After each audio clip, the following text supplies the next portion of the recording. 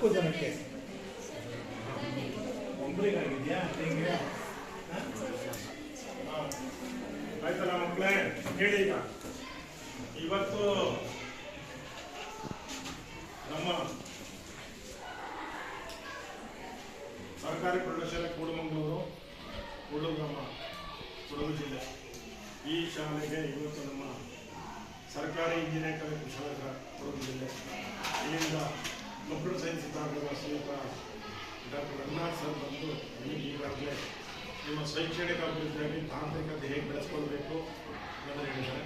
ಹಾಗೆ ಅದೇ ಕಾಲೇಜಲ್ಲಿ ಕುಶಾಲನಗರ ಸರ್ಕಾರಿ ಇಂಜಿನಿಯರಿಂಗ್ ಕಾಲೇಜಿನ ಕಂಪ್ಯೂಟರ್ ವಿಭಾಗದ ಸಂಪನ್ಮೂಲ ಶಿಕ್ಷಕರಾಗಿರ್ತಕ್ಕಂಥದ್ದು, ಹಾಗೆ ನಮ್ಮ ಶಾಲೆಯ ವಿಜ್ಞಾನ ಚಟುವಟಿಕೆಗಳಿಗೆ ಮತ್ತು ಪರಿಸರ ಕಾರ್ಯಕ್ರಮಕ್ಕೆ ರಾಷ್ಟ್ರೀಯ ಮಕ್ಕಳ ವಿಜ್ಞಾನ ಸಮಾವೇಶಕ್ಕೆ ಪ್ರಾಜೆಕ್ಟ್ ಮಾಡಲಿಕ್ಕೆ ಸಹಾಯ ಮಾಡಿದ ಶ್ರೀಯುತ ಶ್ರೀನಾಥ್ ಅವರು ಬಂದಿದ್ದಾರೆ. ಅವರು ನಿಮ್ಮ ಮಕ್ಕಳ ಕಲಿಕೆಗೆ ಪೂರ್ವವಾಗಿರ್ತಕ್ಕಂಥ ತಾಂತ್ರಿಕತೆ ಮತ್ತು ವಿಜ್ಞಾನ ಬೆಳವಣಿಗೆ ಹೇಗೆ ಬೆಳೆಸ್ಕೊಂಡು ನಿಮ್ಮ ಬುದ್ಧಿಶಕ್ತಿಯನ್ನು ಬೆಳೆಸ್ಕೊಳ್ಳೋದು ಮತ್ತು ಹೆಚ್ಚು ಅಂಕಗಳನ್ನು ಪಡ್ಕೊಂಡು ಮಾಡಬೇಕಂತ ನಿಮಗೆ ಗೊತ್ತಿದೆ. ಕಳೆದ ಬಾರಿ ನಮ್ಮ ಸರ್ಕಾರಿ ಪ್ರೌಢಶಾಲೆ ನಮ್ಮ ಹಿಂದಿನ ಬ್ಯಾಚ್ 2023-24 SLC ಪರೀಕ್ಷೆಯಲ್ಲಿ 100% ಪರೀಕ್ಷೆ ತಗೊಂಡು ಮಕ್ಕಳು ಉತ್ತಮ ದರ್ಜೆಯಲ್ಲಿ ಪಾಸಾಗಿ ಒಳ್ಳೆಯ ಹೆಸರು ತಂದಿದ್ದಾರೆ.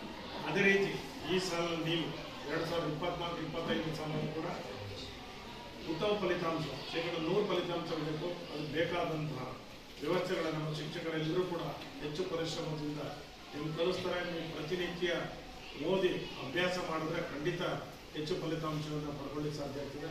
ಆ ಬಗ್ಗೆ ನಮ್ಮ ಶ್ರೀನಾಥ್ ಅವರು ಇಂಜಿನಿಯರಿಂಗ್ ಕಾಲೇಜು ಕುಶಾಲನಗರ ನಿಮಗೆರಡು ವಿಚಾರಗಳನ್ನು ತಿಳಿಸಲಿದ್ದಾರೆ. ನಮಸ್ಕಾರ. ಇವತ್ತು ನಿಮ್ಮ ಶಾಲೆಗೆ ನಾವು ಬಂದಿದ್ದೀವಿ. ನಮ್ಮ HOD ಅವರು ಕೂಡ ಡಾಕ್ಟರ್ ರಂಗನಾಥ್ ಅವರು ಬಂದಿದ್ದಾರೆ. ಕುಶಾಲನಗರ ಸರ್ಕಾರಿ ಇಂಜಿನಿಯರಿಂಗ್ ಕಾಲೇಜಿಂದ ನಾವು ಭೇಟಿ ಮಾಡಿದ್ವಿ. ಕಳೆದ ಸಾಲಿನಲ್ಲಿ ಪ್ರೇಮ್ ಕುಮಾರ್ ಅವರ ಒಂದು ಮುಖ್ಯೋಪಾಧ್ಯಾಯರ ಮಾರ್ಗದರ್ಶನದಲ್ಲಿ ಈ ಶಾಲೆಯಲ್ಲಿ 100ಕ್ಕೆ 100ರಷ್ಟು SLC ಫಲಿತಾಂಶ ಬಂದಿರತಕ್ಕಂಥದ್ದಕ್ಕೆ ನಾವು ನಮ್ಮ ಸರ್ಕಾರಿ ಇಂಜಿನಿಯರಿಂಗ್ ಕಾಲೇಜು ಪರವಾಗಿ ನಾವು ನಿಮಗೆ ಮೊದಲು ಅಭಿನಂದನೆಗಳನ್ನು ತಿಳಿಸ್ತೀವಿ. ಅದೇ ರೀತಿ ನೀವು ಕೂಡ ಒಂದು ಗುರಿಯನ್ನು ಇಟ್ಕೋಬೇಕು. ಈಗ ನಮ್ಮ ಮುಖ್ಯಸ್ಥರು ಕೇಳಬೇಕಾದ್ರೆ ನೀವು ಏನ್ ಮಾಡಬೇಕು ಅಂತ ಅನ್ನೋದು ನಿಮಗೆ ಮನಸ್ಸಿನಲ್ಲಿ ಡೌಟ್ ಇತ್ತು.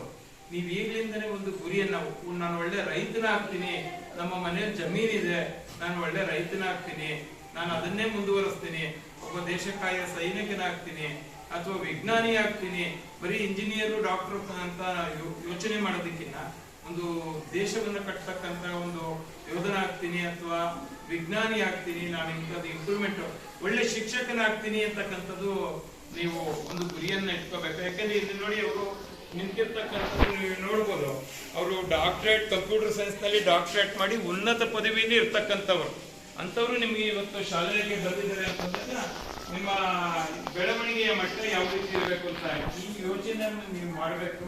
ಅಂದ್ರೆ ನೀವು ಯಾವುದೇ ಕೆಲಸ ಮಾಡಬೇಕಾದ್ರೂ ಒಂದು ಉತ್ತಮವಾದ ಗುರಿಯನ್ನ ಇಟ್ಕೊಳ್ಳಿ. ಆ ಗುರಿಯನ್ನ ಇಟ್ಕೊಂಡು ಈಗಲಿಂದಲೇ ನೀವು ಒಂದು ಗೋಲ್ ಅನ್ನ ಫಿಕ್ಸ್ ಮಾಡ್ಕೊಂಡ್ರೆ ಇಂತ ಆ ಗೋಲ್ ಕಡೆಗೆ ನೀವು ಪ್ರಯತ್ನ ಮಾಡಬೇಕು. ನೀವು ಏನ್ ಮಾಡ್ತೀರಾ ಅಂತಂದ್ರೆ, ನಿಮ್ಮ ಮನಸ್ಸಿನಲ್ಲಿ ಇರೋದೊಂದು ಇಲ್ಲೊಂದು SLC ಆಗ್ಲಿ PUC ಆಗ್ಲಿ ಮಾರ್ಕ್ಸ್ ಎಷ್ಟು ಬರುತ್ತೆ ಆಮೇಲೆ ನೋಡ್ಕೊಂಡು ಇಂಜಿನಿಯರಿಂಗ್ ಹೋಗೋಣ ಇನ್ನೊಂದಕ್ಕೆ ಹೋಗೋಣ ಅಂತಕ್ಕಂಥದ್ದು ಡ್ಯುಯಲ್ ಮೆಂಟಾಲಿಟಿ ಇರುತ್ತೆ ನಿಮ್ಮಲ್ಲಿ. ಅಂದ್ರೆ ಮನಸ್ಸಿನಲ್ಲಿ ಒಂಥರ ಕಳವಳ. ನೀವು ಹೋಗ್ಬೇಕು ಅಂತಂದ್ರೆ ಸರಿಯಾದ ಗುರಿಯನ್ನ ಇಟ್ಕೋಬೇಕಾದ್ರೆ ಪ್ರತಿದಿನ ಅವ್ರು ಹೇಳಿದಂಗೆ ನಿಮ್ಗೆ ವರ್ತಮಾನದಲ್ಲಿ ಯಾವ ರೀತಿ ನಡೀತಾ ಇದೆ ಇವಾಗ ಅಂತಕ್ಕಂಥದ್ದು ನ್ಯೂಸ್ ಪೇಪರ್ಗಳನ್ನ ಸಾಕಷ್ಟು ಎಕ್ಸಾಂಪಲ್ ಗಳನ್ನ ಕೊಟ್ಟರು. ನೀವು ಓದ್ತಾ ಇದ್ದಾಗ ಯಾವ್ಯಾವ್ದು ನಮ್ಗೆ ಪ್ರತಿದಿನ ಪೇಪರ್ ನಲ್ಲಿ ಎಂತೆಂತ ಪೋಸ್ಟ್ಗಳಿದೆ, ಯಾವ್ಯಾವ ಜನ ಎಂತೆಂತವ್ರು ಇದ್ದಾರೆ ಅಂತ ಒಂದು ನಮ್ಗೆ ಪ್ರತಿದಿನ ಪೇಪರ್ ಅನ್ನ ಓದ್ತಾ ಇರೋದ್ರಿಂದ ಒಂದು ನಮ್ಗೆ ಉತ್ತೇಜನ ಸಿಗುತ್ತೆ. ಹಾಗಾಗಿ ಶಾಲೆಯಲ್ಲಿ ಇರ್ತಕ್ಕಂಥ ಸೌಲಭ್ಯಗಳನ್ನ ಬಳಸ್ಕೊಳ್ಳೋದ್ರ ಜೊತೆಗೆ ನಾವು ಈ ರೀತಿ ಭೇಟಿ ನೀಡ್ತಾ ಇರ್ತೀವಿ. ಆಗ ನಮ್ಮ ಕಡೆಯಿಂದ ಏನು ನಿಮಗೆ ಸಹಾಯವನ್ನ ಬೇಕೋ ಆ ಸಹಾಯವನ್ನ ಮಾಡ್ತೀವಿ. ನೀವು ಈ ಸಲ 100ಕ್ಕೆ 100ರಷ್ಟು ಫಲಿತಾಂಶವನ್ನು ತಂದು ಶಾಲೆಗೆ ಮತ್ತು ಮುಖ್ಯಸ್ಥರಿಗೆ ಅಲ್ಲದೆ ಕುಶಾಲನಗರಕ್ಕೆ ಒಳ್ಳೆ ಹೆಸರನ್ನ ತರಬೇಕು. ನಿಮ್ಮ ಸಹಾಯಕ್ಕೆ, ನಿಮ್ಮ ವಿದ್ಯಾಭ್ಯಾಸಕ್ಕೆ ನಾವು ಕೂಡ ನಿಮಗೆ ಸಹಾಯವನ್ನ ಮಾಡ್ತೀವಿ. ಯಾವ ರೀತಿ ಬೇಕೋ ಆ ರೀತಿ ವಿದ್ಯಾರ್ಥಿ